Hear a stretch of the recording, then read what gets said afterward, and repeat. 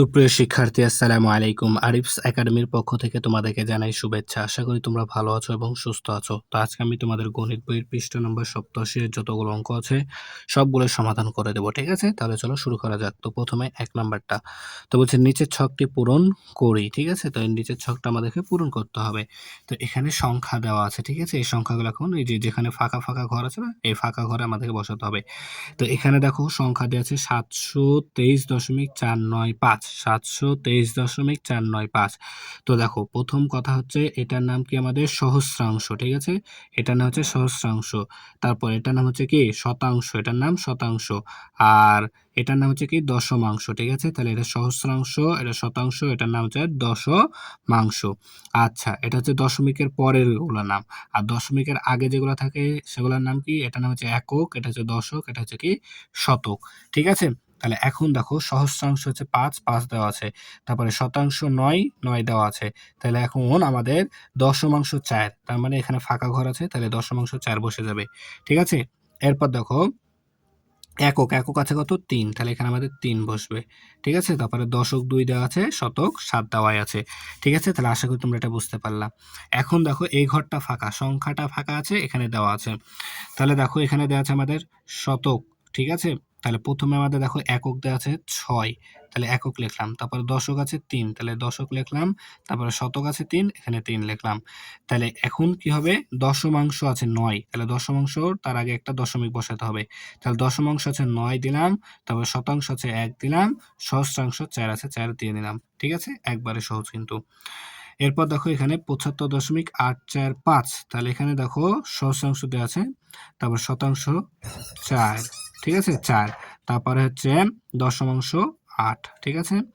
Same ভাবে দেখো এখানে আছে 203, এটা আবার গোটাটাই ফাঁকা, ঠিক আছে না? তাহলে প্রথমে এই ঘরে বসবে 9, তারপরে 8, তারপরে 0, ঠিক আছে? তারপরে এখানে 3, তারপরে 0, তারপরে 2, একবারে সহজ, ঠিক আছে? তাহলে এখন দেখো এখানে আছে তাহলে আচ্ছা দেখো এখানে দেখো সহস্রাংশ আছে আমাদের কত? 7, তাহলে এখানে বসবে 7। তারপরে এখানে দেখো শতাংশ 2, তাহলে এখানে শতাংশের ঘর ফাঁকা, তাহলে এখানে 2 বসবে, ঠিক আছে? তারপরে 1 এখানে আছে, ঠিক আছে? তারপরে দেখো একক, এককের ঘরে দেওয়া আছে আমাদের 4, তাহলে এখানে এককের ঘর দেওয়া নাই, তাহলে এখানে 4 দিয়ে দিতে হবে। তারপর দশক এখানে 3 আছে, এখানে দশক 3 বসে যাবে, ঠিক আছে? দেখো এবার 2 নাম্বারটা সমাধান করব। তো 2 নাম্বার বলছে আমার কাছে 4টি কার্ড রয়েছে, ঠিক আছে? এই 4টি কার্ড রয়েছে। তো কার্ডগুলো কি কি? 1, 3, 5, 0 বলছে এখন এই কার্ডগুলো ব্যবহার করে বাম পাশের নির্দেশনা অনুযায়ী, ঠিক আছে? বাম পাশের নির্দেশনা অনুযায়ী দশমিক সংখ্যা তৈরি করি, ঠিক আছে? দশমিক সংখ্যা তৈরি করি। তো ক নাম্বার দেখো বলছে সর্বোচ্চ কোন সংখ্যাটি তৈরি করতে পারি, ঠিক আছে? সর্বোচ্চ অর্থাৎ বড়, ঠিক আছে? বড় কোন সংখ্যাটি তৈরি করতে পারি? তাহলে দেখো দশমিক আছে আমাদের এখানে, ঠিক আছে? এখানে আমাদের কি দশমিক আছে, তাহলে দশমিকের আগে এখানে একটা বড় সংখ্যা বসাতে হবে। তাহলে আমাদের বড় সংখ্যা আছে কি 5, তাহলে আমরা এখানে লিখবো 5। এরপরে সবথেকে বড় আছে 3, তাই এখানে 3 বসাবো। তারপরে 1, তারপরে 0, ঠিক আছে? তাহলে এটা হচ্ছে সব থেকে বড় কি দশমিক সংখ্যা, ঠিক আছে? এরপর খ নাম্বার বলছে সর্বনিম্ন কোন সংখ্যাটি তৈরি করতে পারি? সর্বনিম্ন অর্থাৎ ছোট, ঠিক আছে? ছোট সংখ্যাটি। তো ছোট আছে 0, তাহলে আমরা এখানে 0.135, ঠিক আছে? 0.135 সংখ্যাটিকে তৈরি করতে পারবো, ঠিক আছে না? আশা করি তাহলে তোমরা এটা বুঝতে পারলা।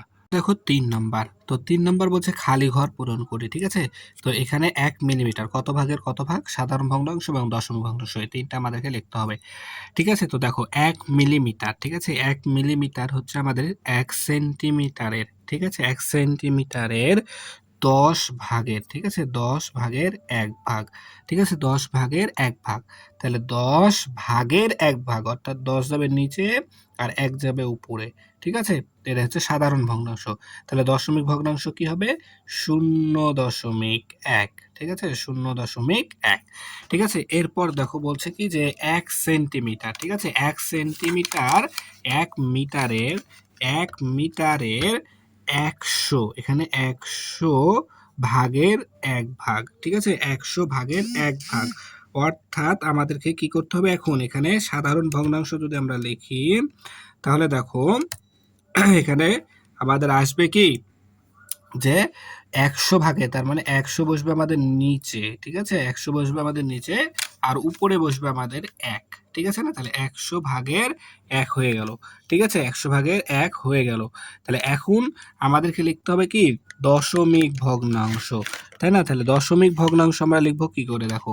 তাহলে এখানে 0, তাহলে এখানে 2টা শূন্য আছে, তাই না? তাহলে হবে আমাদের 0.01, ঠিক আছে? 0 এখানে লিখে দিলাম 0.01 মিটার, ঠিক আছে?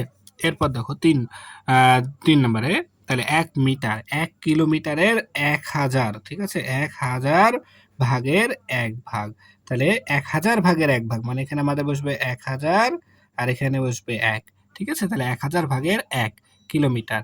তাহলে যদি আমরা এখন দশমিক ভগ্নাংশে আসি তাহলে 0.0 তাহলে 0.001 কিলোমিটার, ঠিক আছে? 0.001 কিলোমিটার, ঠিক আছে? তাহলে দেখো একবারে সহজ কিন্তু এই পৃষ্ঠাতে যতগুলো অঙ্ক ছিল একবারে সহজ, ঠিক আছে না? তাহলে আশা করি তোমরা এটা বুঝতে পেরেছো। তাহলে আজকে এই পর্যন্তই। ভিডিওটি ভালো লাগলে অবশ্যই লাইক, কমেন্ট, শেয়ার করতে ভুলবেন না এবং পরবর্তী ভিডিও সবার আগে পেতে আমাদের চ্যানেলটি সাবস্ক্রাইব করে রাখো। আল্লাহ হাফেজ, আসসালামু আলাইকুম ওয়া রাহমাতুল্লাহ।